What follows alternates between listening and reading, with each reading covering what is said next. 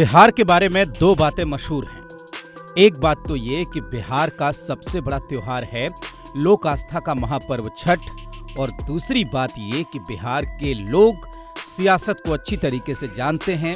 बिहार के लोगों पर सियासत का नशा दिन रात सवार रहता है। अब जब ये दो बातें हैं तो ऐसा कैसे होगा कि इन दो बातों का मेल ना हो। कुछ ऐसी ही तस्वीर सामने आई पूजा पंडाल से।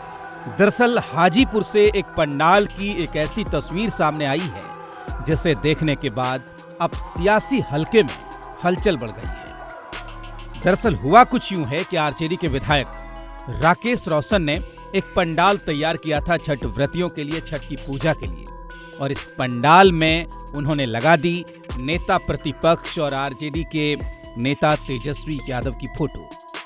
तेजस्वी यादव की मूर्ति लगा दी गई और जाहिर सी बात है कि ये जो नया प्रयोग आरजेडी विधायक राकेश रोशन की तरफ से किया गया था, अब इस पर कई तरह के सवाल खड़े होने लगे।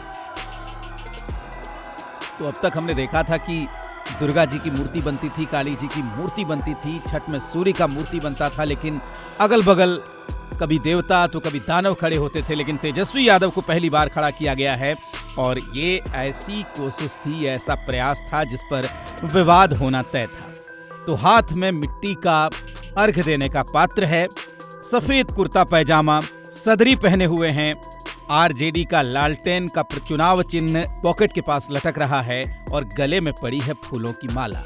यानी कि मनसा ये थी कि तेजस्वी यादव की मूर्ति लगाकर एक तरफ तो छठ के जरिए पार्टी का काम कर दिया जाए और दूसरी तरफ तेजस्वी यादव के नजरों में भी छा जाए। अब विपक्ष के लोग इसे चापलूसी कह रहे हैं। अब आपको तय करना है कि आप क्या कह रहे हैं, लेकिन फिलहाल इस घटना पर सियासी प्रतिक्रियाओं की बाढ़ देखने को मिल रही है।